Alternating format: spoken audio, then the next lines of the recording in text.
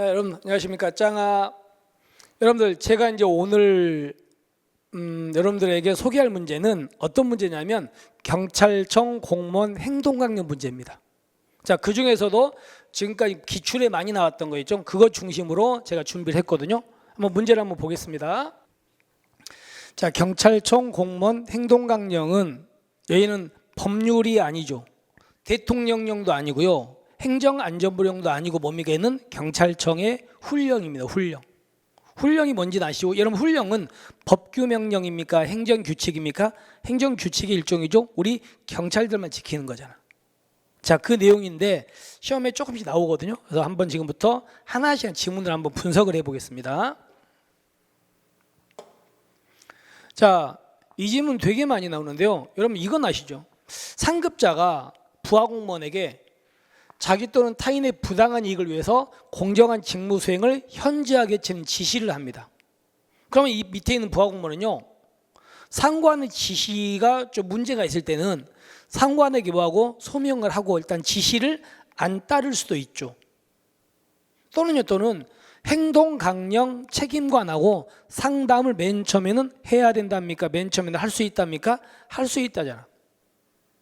그죠? 근데 이 부하공무원이 상관의 지시를 일단 바꾸서 소명을 하고 지시를 안 따랐는데 근데 똑같은 지시가 또 반복되는 겁니다. 반복되면 그때는요, 행동강령 책임관하고 상담을 하여야 한다 이렇게 되겠지.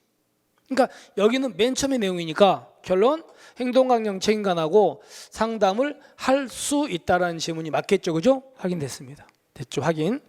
근데 다시 한번 기억하세요.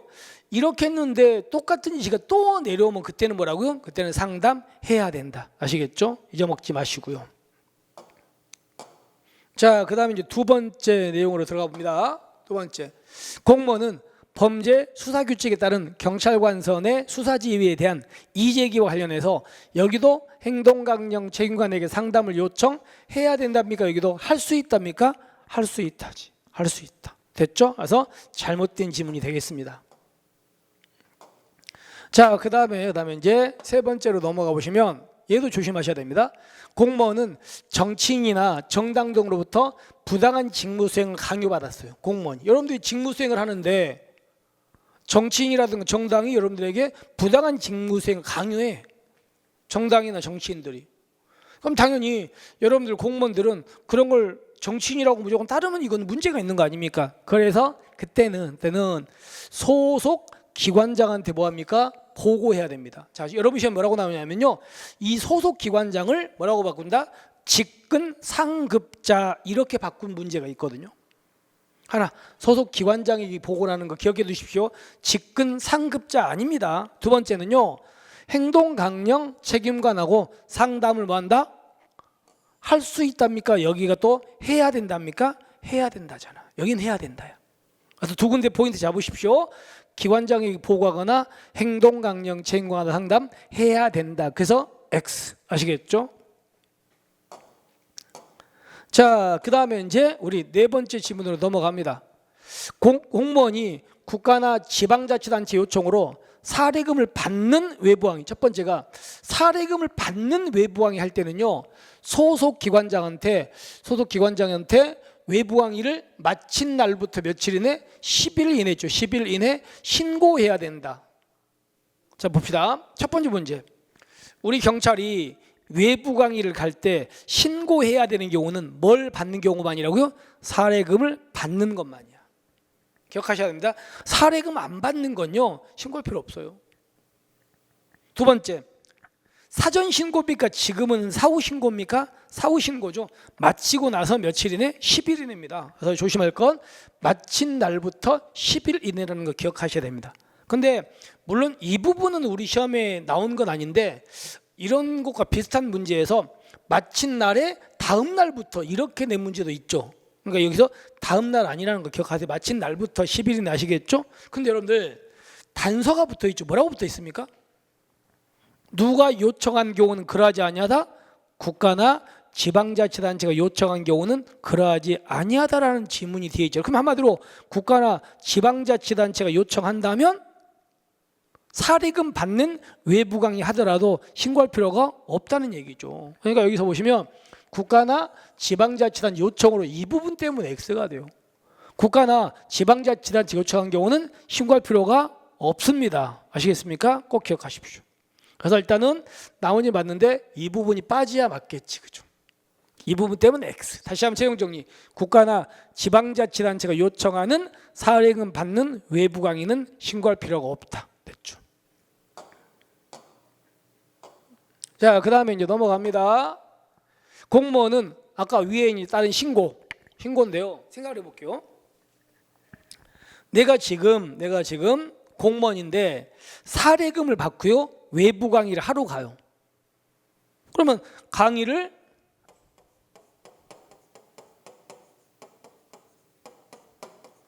마친 날부터 10일 이내에 뭐 한다고요? 신고를 하라고 돼 있잖아요. 마친 날부터 10일 이내에 일단 신고를 하래요. 근데 이 신고는 당연히 말로 하는 게 아니고 뭐 합니까? 신고서에다 하겠죠. 신고서. 그럼 신고서에다가 여기다가 기재해야 될 것들이 당연히 있을 거 아닙니까? 기재할 게 있죠. 근데 기재할 게 있는데요. 여기에 뭘 적어야 되냐면요. 금액이 죠. 강의료가 얼마인지를 적어야 된다고요. 근데 이런 경우 있잖아. 어떤 경우냐면요. 내가 경찰인데 돈을 받기로 하고 외부 강의를 갔어요. 갔는데 그 나한테 외부 강의 요청한 그쪽에서 금액을 얘기 안 하는 거예요. 그냥 통상적인 다른 강의 하시는 분하고 똑같이 드립니다. 이렇게만 말해. 금액을 말 안 해요. 그리고 내가 만약에 1일 날 있죠. 1일 날 강의하러 갔거든요. 근데 돈이 언제 들어오냐면요. 마지막 날 있죠. 마지막 날 통장으로 들어온대요. 그럼 이 사람은 1일 날 강의했으니까 10일 이내 신고해야 되는데 통장으로 말일 날 금액이 들어오니까 이 사람은 다른 건 다 아는데 금액을 알아요, 몰라요? 모를 거 아닙니까? 그럼 이 사람은요. 아는 것만 며칠 이내에 신고한다고요? 10일 이내에 신고하면 돼요. 일단 아는 거 모르는 거 어떻게 신고합니까? 그리고 나서 나중에 30일 날 마지막 날 이제 금액이 들어왔잖아요. 들어오면 그 금액이 이제 얼마인지 알잖아. 그죠? 그러면 그때는요. 그 금액을 안 날로부터 며칠 이내라고요? 5일이죠, 5일. 2일이 아니고 5일 이내 보완해야 됩니다. 아시겠습니까? 그럼 읽어보겠습니다.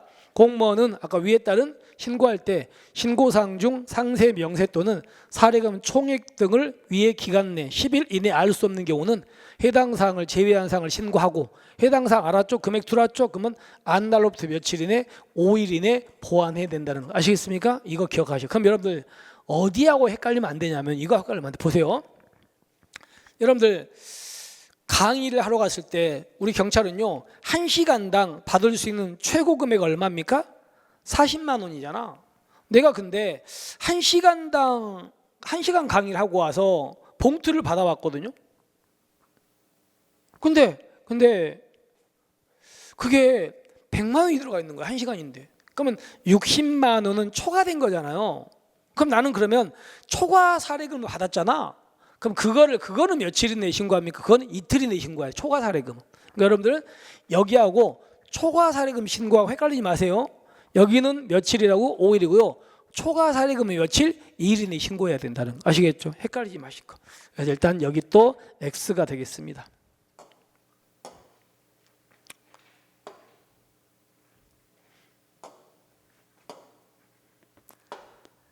자, 이제 문제를 전체로 본다면요. 기억 맞았죠? 그다음에 뒤에는 요청해야 된다가 아니고 요청할 수 있다 때문에 X다. 그리고 여기는요. 상담할 수 있다가 아니고 해야 된다. 이것 때문에 X다. 여기서는. 그 다음에 여기서는요. 국가나 지방자치단이 요청한 경우는 신고할 필요가 없다. 그죠?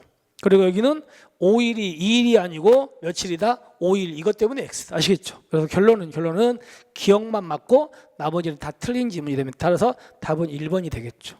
자, 이렇게 해서 이제 오늘 제가 준비한 문제는 이 문제입니다. 그래서 특히나 이제 여기 경찰청 공무원 행동강령에서는요.